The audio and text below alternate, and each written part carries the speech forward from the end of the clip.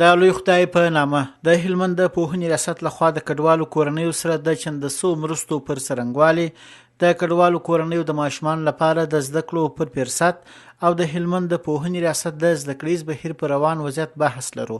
د بحث میلمانه مو د هلمند د پوهنې رئیس مولوي محمد یوز انصاري او یو تن ښوونکی استاد معروف. دواړو میلمنو ته ښه راغلاست وایو. ښه راغلاست رئیس محترم. بسم الله الرحمن الرحیم. خیر وسی مننه همدرد صاحب، الله مو خوشحاله کړه.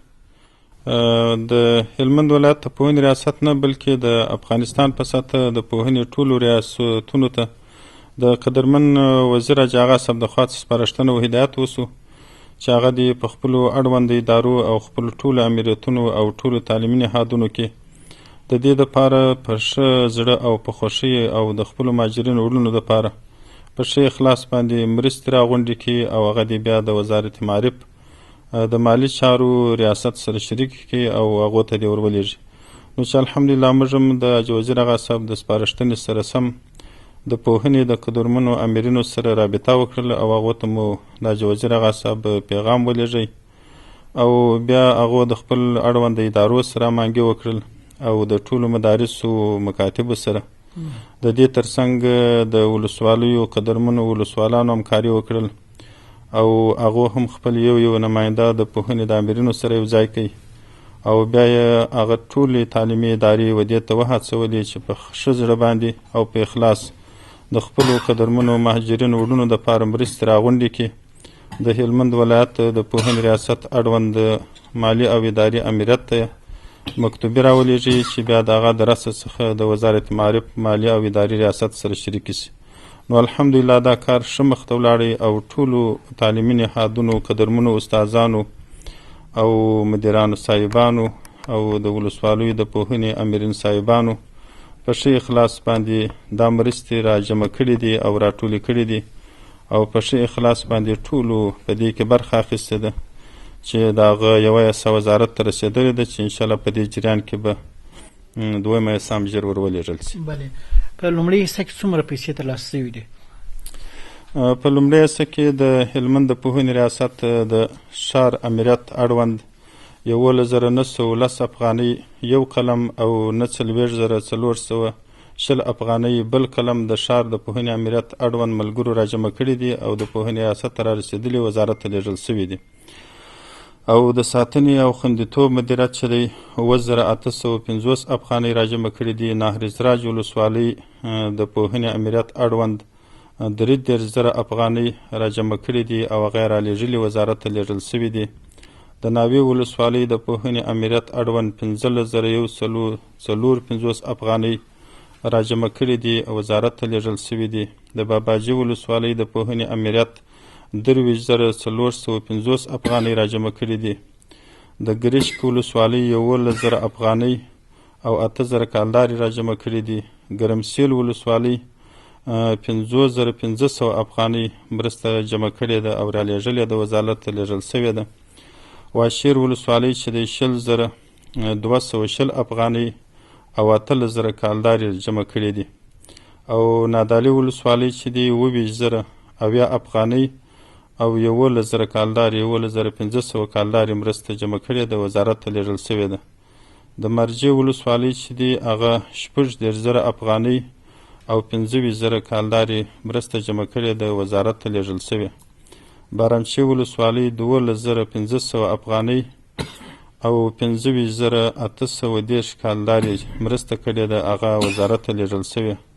خانشین ولسوالۍ چې دی هغه 4,200 افغانۍ او 6,550 کالدارې مرسته جمع شوې ده وزارت ته لیږل شوې. سنګین ولسوالۍ 1,000 افغانۍ مرسته کړې ده او 14,000 کالدارې چې تقریبا په مجموع کې دا 3,43,619 افغانۍ او 1,11,640 کالدارې مرسته دا وزارت سره شریکه شوې ده او رسېدلې ده. د مساکله ولسوالۍ د پوهنې امریت څخه 10,500 افغانۍ کومک شوی دی او 20,150 کالدارې کومک شوی دی چې دا دوم پړاو کې راټولې شوي پیسې دي او وزارت ته نه دي لیږل شوي. د دې شو ولسوالۍ د پوهنې امریت څخه هغه 9,150 افغانۍ کومک شوی 6,000 کالدارې او د نوزاد ولسوالۍ د پوهنې د امریت څخه 38,600 افغانۍ کومک سوی دی. 12,000 کالداري کومک سوی. کجکي ولسوالۍ د پوهنې امریت څخه 9,240 افغانۍ کومک سوی. د ښار د پوهنې امریت څخه په دوهم ځل 1,250 افغانۍ او 3,200 کالداري کومک سوی دی، چې دا تقریبا جمله 1,90,250 افغانۍ کېږي او 6,500 کالداري، چې انشاءالله دا به موږ کوشش وکړو وزارت ته ورسو او چې بیا د پوهنې وزارت ته خوا څه د مهاجرینو وروڼو سره کومک وشي. او د سرې میاشتې سره هم زموږ پوهنې ریاست کارمندانو ځینې مننه کوله، د جروار کې 83,354 افغانۍ کومک کړی دی. دا مرستې پیسې به په شفاف ډول تر اړوند مسؤلینو پورې رسیږي. و د دې دپاره چې کله حاجي وزیر هغه موږ ته سپارښتنه وکړله چې تاسې دا ملګري تشویق کوئ چې د خپل مهاجرینو وروڼو سره همکاري وکړي، بیا موږ خپل په ریاست کې خپل معاونین لرو، هغه مو راوغوښتله د هغو سره مو مجلس وکړئ.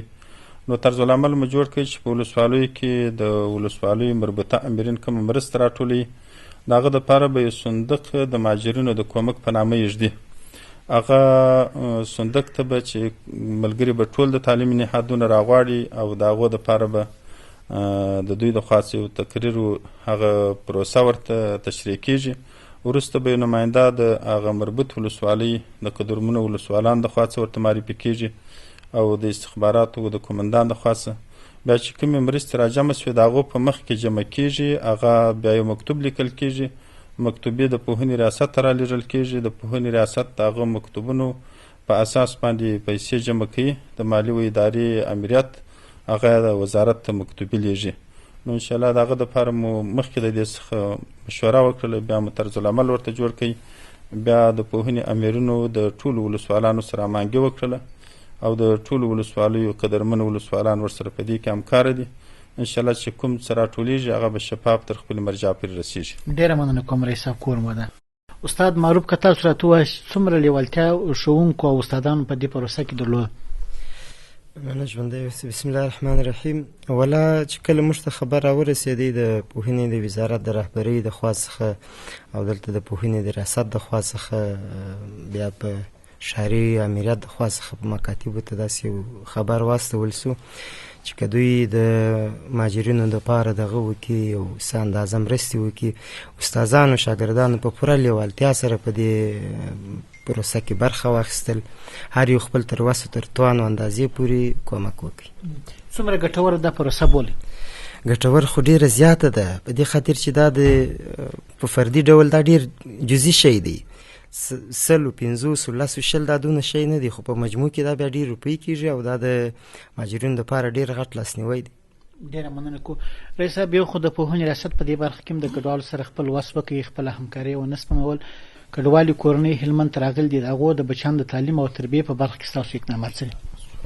د هلمند ولایت د پوهنې ریاست په ډېر ګڼ شمېر شاګردان معرفي سوي دي د مهاجرینو د ریاست د خوا څخه.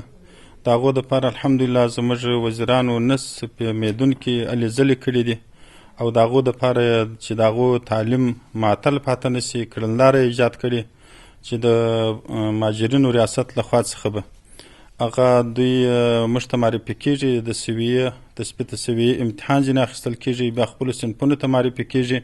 هر ښوونځي ته چې دوی لاسرسی لري موږ یې رسما هغه ښوونځي ته معرفي کوو. د هغه سره مو متصل د مهاجرینو شاګردانو ته موږ هغه د خیریه بنسټ له خوا 80 استادان استخدام کړي دي، مسلکي استادان چې د مهاجرینو د شاګردانو زده کړې معطل پاته نه سي او ټول شاګردان و خپلو اړوند ادارو ته معرفي سوي دي په هر وخت کې چې مراجعه کړې ده او هغو ځای ته رسېدلي دي. بله، یعنې په دې برخه کې اسانتیاوې زیاتې سوي دي. والحمدلله موږ چې کوم شاګردانو پوهنې ریاست ته مراجعه کړې ده او خپل تر وسه پورې مو ټول امکانات ورته برابر کړي دي چې کوم شاګردان په کومو لیسو کې د هغو دپاره خصوصي صنفونه مو ورته ایجاد کړي دي چې د هغو د کرتاسي او د هر څه لوازمو دپاره به امکانات برابر سوي هم دي، په راتلونکي کې ورته برابر وي انشاءالله. که ځینې کډوال کورنۍ د کال په منځ کې راغلي وي، نیمایي کال ځینې تېر سوي، د هغو لپاره بیا پلان څه و؟ موږ د ماجرینو په مخ باندې ټول وخت زموږ دروازې خلاصې دي. په هر وخت کې چې د شاګردان د ماجرینو ریاست لخوا څه معرفي کېږي، موږ په هغه وخت کې دوی و خپلو ټولګیو ته معرفي کوو د خپل صنف مطابق. د دوی زده کړې هغه معطل نه پاتې کېږي، د دوی تعلیمي کال جریان لري، هغه زده کړې روانې دي. مننه. استاد معروف، که تاسو راته ووایاست چې د کډوالو کورنیو زده کړیالان زده کوونکي څومره په پوره مینه او علاقه سره په ښوونځي کې په زده کړو باندې بوخت دي؟ د دوی خو په ښه شوق او علاقې سره راځي، خپل درسو ته ادامه ورکوي. لکه څنګه چې اجري صاحب مخکې اشاره ورته وکړله، دوی ته په پوره ډول اسانتیا برابره سوې ده. موږ ته چې کله مکاتبو ته راځي، موږ د دوی هغه د حاضریو په حساب باندې د کوم ورځ سره چې راسي د دغه ځای څخه حساب د یا خواته حساب نسته ورسره د درسو په برابر باندې.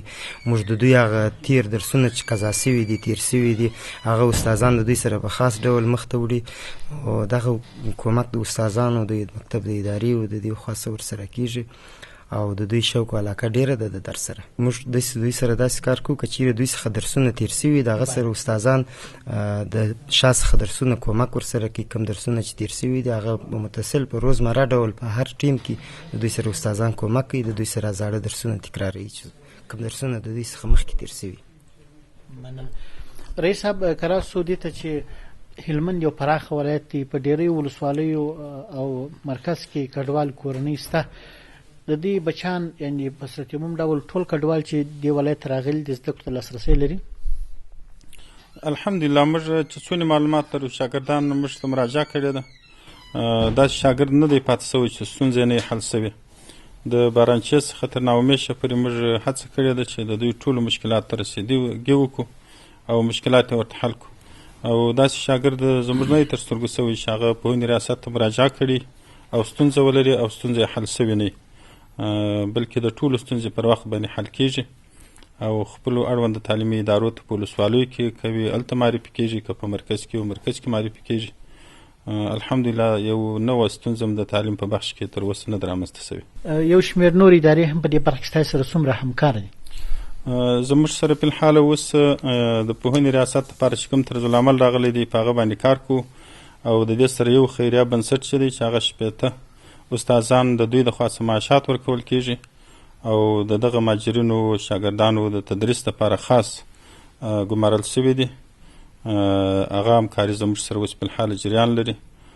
340 شاګردان په لوړو زده کړو کې د شپږم څخه مخ په پورته اوس موږ په دغه کال کې مکاتبو ته معرفي کړي دي او د شپږم صنف په کښته شاګردان چې دي هغه خپل مکاتبو ته مراجعه کوي. هغه خپل هغه د مکاتبو مسؤلین صلاحیت لري چې هغه په هغه صنفونو کې دوی کښېنوي او 340 شاګردان چې دي هغه د امتحان د لارې معرفي سوي دي. بله، د ښوونځي انتخاب بیا د دوی په لاس کې دي که تاسې خپل ورته انتخابوئ؟ نه، شاګرد چې کله مراجعه کوي هغه خپل ښوونځي انتخابوي چې یا ولسوالۍ اړوند وي یا د مرکز اړوند وي. چې کومه لیسه دوی انتخاب کړله د هغې لیسې ته زموږ د خوا څخه مکتوبي معرفي کېږي، نور هلته خپل زده کړو ته ادامه ورکوي. مننه. استاد معروف، که دا راته ووایاست چې دا کډوال زده کوونکي څومره د اوسني د پوهنې وزارت د تدریسي میتود یا اصولو سره بلد دي که نه؟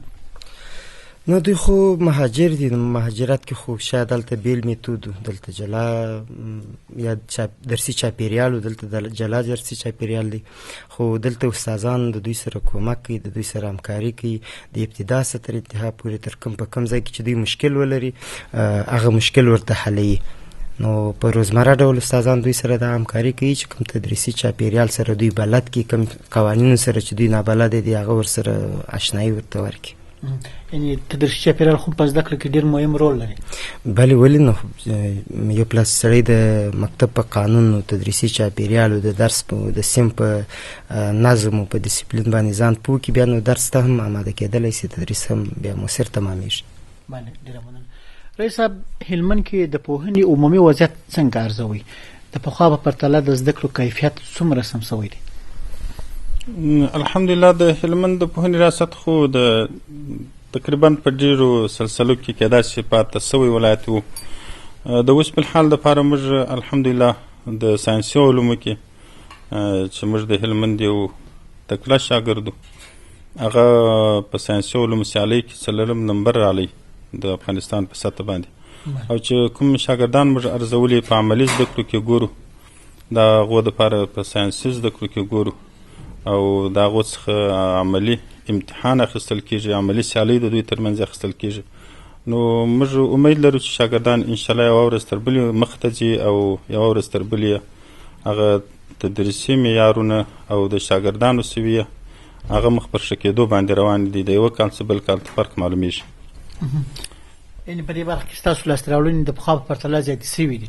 والحمدلله ډېر فرق لري. مخکې د هلمند ولایت ډېرې لیسې وي چې هغه د شاګردانو د پاره یو لابراتوارونه نه وو آماده چې شاګردان عملي زده کړې وکړي او د هغو څخه شاګردان په عمل کې د خپل علم څخه استفاده وکړي او یا استادان وتوانیږي چې عملي هغه د دوی دپاره هغه زده کړي د یو لابراتوار د اسبابو څخه و دوی ته ور زده کړي. نو هغه اوس الحمدلله په ډېرو ځایو کې لاسرسی ورته لري. په ډېرو ځایو کې دوی دپاره کمپیوټر لیبونه فعاله سوي دي، لابراتوارونه فعال سوي دي او شاګردان د نظري زده کړو تر څنګ اوس عملي زده کړو ته هم لاسرسی لري تر ډېره حده.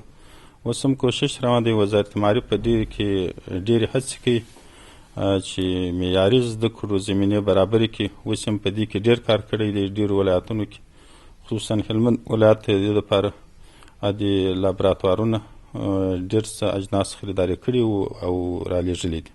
یعنې رئیس صاحب په هلمند کې داسې کومه ښوونځي شته چې اوس هم د زده کوونکو په وړاندې بنده ده؟ نه، هلمند کې الحمدلله موږ هغه ښوونځي چې د تشکیل څخه سقوط و تاسې په جریان کې یاست چې د پوهنې قدرمن وزیر صاحب په خاص شفقت باندې موږ ته 3,500 تشکیل په سږ کال کې په عمومي تعلیماتو کې راکول سو چې هغه بارامچي کې هلته هیڅ قسم یو د معلم بس موږ نه درلودی. اوس الحمدلله هلته مکتب فعال دی او په دغه کې مکاتب فعال دي. بارانچي کې فعال سول، دیشو، خانشنو او بغني، باغران، نوزاد، واشیر دې ولسوالیو ته مو نوي تشکیلونه ورکړل. موږ نوی تشکیل 3,500 تشکیل مکاتبو کې سږ کال هغه ورته ورکړي چې په هغه کې 22 باب نوي جدید تاسیس مکاتب موږ په هلمند کې لرو چې سږ کال مو فعال کړي دي. نو الحمدلله ډېر پرمختګ راغلی دی.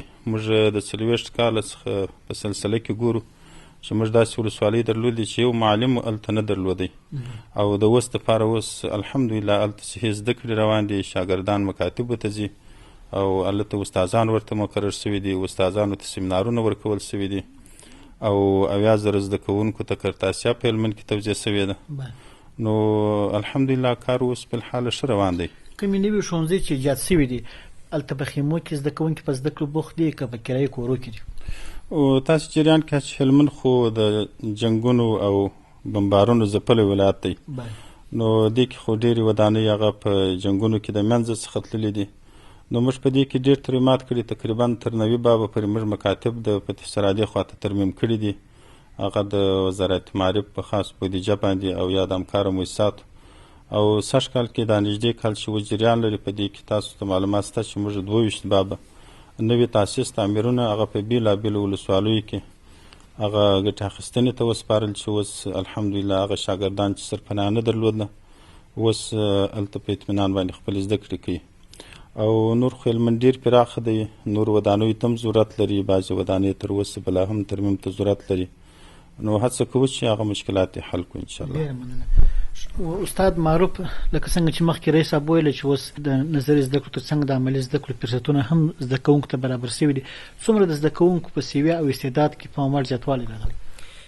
ولې نه، دا خو چې کله د نظري زده کړو تر څنګ عملي زده کړې هم شاګرد ته ورکول کېږي، لابراتوار او کمپیوټر لیب، دا د شاګرد لپاره ډېر مفید تمامېږي. ځکه یو شی ته په کتاب کې وایي هغه شاګرد دومره نه پوهېږي چې څنګه کېږي، خو چې کله هغه شاګرد په عمل کې ویني چې دغه شی دغسې دی، یا د بیولوژي استاد یو شی ورته وایي خو ورته ویې نه ښیي، خو کله چې په لابراتوار کې ورته وښیي دا یې ویني چې دا خو حجره ده، حجره خو دغسې شی دی. او یا دغسې نور هر مضمون چې وي عملي درسونه د شاګرد لپاره ډېر مؤثر تمامېږي او هغه ډېر ګټور دی. بله، کله چې تاسو دغه بهیر اوسنی بهیر د نور کلو سره پرتله کړئ د شاګردانو سویې کې څومره زیاتوالی راغلی؟ شاګردانو سویې ښه سوي دي، شاګردانو سویې انشاءالله په منظم د شاګردانو سویې سمې دي او لوړ سوي دي. یو علت یې دا دی چې د شاګردانو سویې لوړ سوي دي چې استادانو ته مسلکي سیمینارونه دایر سو. دغه مسلکي سیمینارونه د استاد د ظرفیت لوړاوي په موخه باندې د استادانو علمي پانګه اضافه سوله، د نوي میتودونو سره بلد سوله. دغه میتودونه چې استاد په صنف کې کاروي طبعا هغه د شاګرد د زده کړو سویه ور پورته کوي او لوړوي. نو در پخوا د شاګردانو سویه ډېره ښه سوې ده او ډېره لوړه سوې ده. بله، اوس اکثره میتودونه شاګرد محوري میتودونه دي، یعنې په زده کړه کې شاګرد ته ونډه ورکول کېږي. دغه میتود څنګه ارزوي د نور میتودو په پرتله؟ شاګرد محوري میتود ښه میتود دی، ځکه شاګرد محوري میتود دا معنا چې دی پر شاګرد باندې استاد یوازې کار نه کوي، پر شاګرد باندې هم کار کوي. موږ وایو چې یو معلم محوري میتود دی چې معلم تختې ته ولاړ دی، بس هر څه ورته وایي شاګرد غوږ نیسي. بل شاګرد محوري میتود دی چې شاګرد او معلم دواړه په ګډه سره کار کوي. معلم لارښوونه کوي، د شاګرد څه پوښتنه کوي، شاګرد ولاړیږي او بل شاګرد پوښتنه ځینې کوي. نو دلته بېلابېل نور میتودونه شته چې استادان په عملي ډول په صنفو کې استفاده ځینې کوي. بغیر له دغه میتود څخه چې موږ یاد کړي شاګرد محوري میتود، نور میتودونه هم شته چې استادان استفاده کوي. ډېره مننه کوو. رئیس صاحب، دوه مهمو نکتو ته اشاره وسول په بحث کې. یو دا چې د مسلکي ښوونکو د کمي ستونزه اوس حل شوې، او بل دا چې استادان د ظرفیت لوړونې لپاره ورکشاپونو ته استول شوي دي، د مسلکي ورکشاپونه ترلاسه کړي. د ظرفیت لوړونې سیمینارونه چې دي هغه ډېر مفید دي په هر وخت کې. یو قسم د استادانو دپاره چې اوس کوم نوي میتودونه دي هغه دوی عملا هلته و شاګرد ته په هغه میتود باندې بیا زده کړې ورکولی شي او د هغو سره مختطک کولی شي، نوښتونه کولی شي.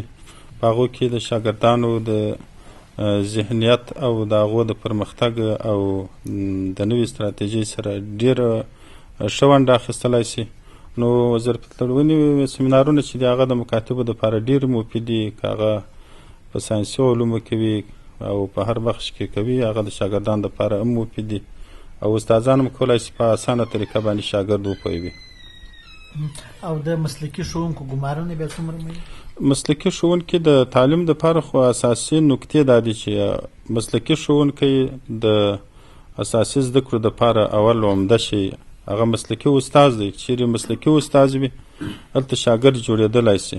د مسلکي استاد په نشتون کې چې هر څومره امکانات برابر شي شاګرد هغه مختطک نشي کولی. دا خو هغه اساسي شی دی چې استاد باید مسلکي وروزل شي او مسلکي استاد استخدام شي. د دې ترڅنګ دوم کتاب دی د شاګرد لپاره باید نصاب معیاري وي او شاګرد هغه څخه استفاده وکړي.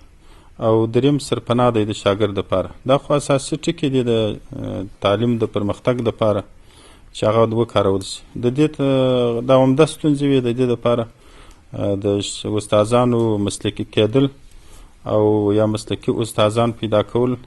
د اوس لپاره حل لاره د ظرفیت لوړونې سیمینارونه دي چې انشاءالله هغه ډېر سیمینارونه موږ هلمند کې دایر کړي دي او استادانو ته سیمینارونه ورکول شوي دي چې شاګردان د خپلې رشتې مطابق تدریس و شاګرد ته انتقال کړي. بله، هلمند کې ابتخاري استادان شته چې د ملي احساس له مخې د نور کار تر څنګ باندې 1 ساعت 2 ساعت دې ته وقف کړي دي چې د وطن د بچیانو په روزنه کې خپل وخت تېر کړي. د هلمند تقریبا موږ چې دا اوس په الحال کوم رسمي تشکیل دی مکاتبو ته ورکوي، دا مکاتب موږ فعال ساتلي وو. دا مو په افتخاري استادانو باندې فعال ساتلي وو. بیا خصوصا په لیرې ولسوالیو کې افتخاري ښوونکي زیات ول چې هغو د خپل وطن دپاره افتخاري خدمت کوي. اوس هم افتخاري استادان شته دي او داسې محصلین شته چې د احساس له مخې هغه خدمت کوي او د ضرورت په ځایو کې هغه مکاتبو ته معرفي شوي. ډېره مننه. استاد، که تاسو راته ووایاست چې د استادانو د ظرفیت د لا لوړونې لپاره د لا زیاتېدو لپاره څه کول پکار دي چې د پوهنې ریاست باید د کوم میکانیزم تګلارې څخه استفاده وکړي؟ د استادانو د ظرفیت لوړونې په خاطر دغه سیمینارونه چې تېر کال دایر سوه، که دغه سیمینارونه په بار بار دایر سي هغه د استادانو د مسلکي ودې دپاره لا مفید تمامیږي. په دې سیمینارو کې ما برخه اخیستې ده، ما ډېر شیان ځینې زده کړي دي او ما لیدل چې نور استادان د ډېرو نویو شیانو سره اشنا کېدل. نو دا د استاد د مسلکي ودې دپاره ډیر مهم دی او د دوی لپاره سیمینار دایرول، ځکه نوي میتودونه په دنیا کې اوس نوي د تدریسي میتودونه رامنځته کیږي. دغه تدریسي میتودونو سره که زموږ استادان بلد سي او اشنا سي او په دغه تدریسي میتود باندې دوی تدریس وکړي، نو د بیا تدریس ډیر مفید تمامیږي او د استاد وخت هم لږ ځای نیسي. او که استاد په تدریسي میتودونو بلد نه وي، پوه نه وي، نو په ډیر وخت کې به لږ څه ترسره کړي، او که په تدریسي میتود پوه وي، بلد وي، په لږ وخت کې به ډیر څه انتقال کړي. بله، نوي تدریسي میتودونه څومره دلچسپه دي؟ ډیر په زړه پورې دي. د شاګردانو دپاره هم ډیر په زړه پورې دي. داسې تدریسي میتودونه شته چې هغه د شاګردانو دپاره یو نوع تفریح رقمه هم دی، خو په عین وخت کې د زده کړه هم پکښې کوي. که زه د هغو څخه نومونه واخلم، بعضې میتودونه دي چې موږ ورته وایو د ګالري واک په نامه باندې یو میتود دی، یا یو میتود دی رول پلی په نامه دی، او یو بل میتود دی چې ډیر ماته خپله ډیر دلچسپ او مؤثر میتود ښکاري، هغه د پیازو کړۍ په نامه، د پیازو حلقه په نامه یو میتود دی چې خورا مفید دی د شاګردانو لپاره. ډیره مننه کوم. رئیس صاحب محترم، که دا راته ووایاست چې د استادانو د لا هڅونې لپاره او د دوی د تشویق په برخه کې د پوهنې ریاست کوم دا ډول علمي پروګرامونه په لار اچوي تر څو استادان نور هم تشویق سي او د نور هم په خپلو زده کړیزو برخو کې نوښتونه وکړي؟ مننه همدار صاحب. د پوهنې ریاست هر وخت کې دا هڅه کړې ده چې څنګه کولی سي د استادان په عاطفي شکل باندې هغه درسونو ته واستوي. الحمدلله زموږ د دې دپاره سیر علمي په نامه باندې کمیټې دایرې کړلې چې هغه د مدیرانو ترمنځ اول وي، چې دوی خپل کاري تجربې یو د بل سره شریکې کړي او د یوې ادارې د بلې ادارې سره د هغو اسنادو، میتودونو او تعلیمي بهیر وګوري، چې دا په ټول ښار او ولسوالیو کې مو دا پروګرام مخ ته ووی، چې د هغو څخه ډېر د لیسو مدیران، د ولسوالۍ امرین خوشحاله و چې دا تجربې شریکول دا پرمختګ دی. او د دې دپاره یو هغه ګټور قدم خو دا و چې موږ د مکاتبو بلکې تعلیمي نهادونو ترمنځ د سیر علمي دا برنامه مخ ته ویوړل. د دې ترڅنګ مو زموږ انکشاف مسلکي معلمین هغه چې مکاتبو ته ورځي، هلته مشاهده د درسونو څخه کوي او هغه په شفقت او ترحم باندې استادان هڅوي، او که بیا په درسونو کې کومه نیمګړتیاوې د استادانو د هغو دپاره یو حلقه دایروي او په هغه کې د هغه استادانو د درسونو د ښه عیارولو او د ښه میتودونو او شاګردانو ته په ښه طریقه باندې د انتقال دپاره هغه مسلکي کسانان دي، هغه د دوی سره په دې کې ونډه اخلي. حمایوي نظارت او همکاري او حلقې دایرول دا د هغو مربوط کارونه دي چې انشاءالله دا سلسله جریان لري.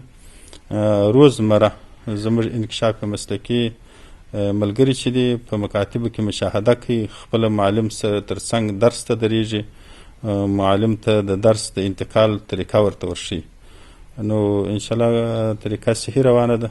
د استادانو دپاره دغه طریقه چې هغه ښه هڅول سوي دي، او په مجموع کې د معلمینو طریقه اوس صحیح ده چې وظیفو ته پر وخت راځي او خپلو درسونو ته پر وخت حاضرېږي، غیر حاضري نه کوي، او د درس په وخت کې هغه خپلو درسونو و تختې ته حاضرېږي. دا یو قسم چې د شاګردانو درسونه قضا نه سي او پر وخت باندې درسونه ورته وویل سي او هغه درسونه مکمل ورته وویل سي، شاګرد تشویقېږي، غیر حاضري هم نه کوي. د شاګرد راجلبېدل هم د استاذ په سلسله دی. که استاذ په درسونو باندې پابند وسي، غیر حاضري ونه کړي، پر وخت درس ته ورسي، شاګردان هم دې ته لیواله کېږي، نور شاګردان هم غیر حاضري نه کوي. نو پابندي په ټولو ځای کې انشاءالله موجود ده. استادان هم خپل درسونو ته پر ټولو وختونو راځي، غیر حاضري کومې سوي دي هغه نشته، بلکې که په مجموع کې درته وایي چې موږ غیر حاضر معلمین اوس نه لرو. او ستاسو نظارت به هم دوام لري، په خاص توګه په خصوصي زده کړیزو مرکزو کې هم روزمره زموږ ما درته وویل چې انکشاف مسلکي معلمین هغه زموږ روزمره نظارت کوي. روزمره د دوی د وظیفې ځای مکاتب دي او د دوی وظیفه مشاهده کول دي د درسونو، او بلکې د اداري چارو، تدریسي چارو د ټولو دپاره هغه د دوی دا وظیفه ده. لاهي وظایف هم دا دی، هغه روزمره جریان لري. د هغو دپاره تقسیم اوقات دا نشته چې یوه ورځ به وي یوه ورځ به نه وي، بلکې ټول روزمره چې دی هغه په نظارت باندې بوخت دي، او درسونه چې دي هغه خپله درسونه مشاهده هم کوي، او نور هغه د تعلیمي نهادونو ټول که خصوصي دي که دولتي دي هغه د دوی د نظارت تر پوښښ لاندې راځي. ډېره مننه کوري صاحب. وروستۍ پوښتنه به مې دا وي چې د کتابو د کمۍ ستونزه به حل شوې وي. تر ډېره حده پورې الحمدلله د کتابونو ستونزه حل ده. هلمند خو ډېر پراخه دی، شاګردان تقریبا موږ په هلمند کې 100 کال چې کوم جدي شمول کړی دی او تعلیمي نهادونو ته کوم شاګردان 100 کال راجلب شوي دي 9620 شاګردان 9620 شاګردان 100 کال موږ جدي شمول لرو په مکاتبو کې.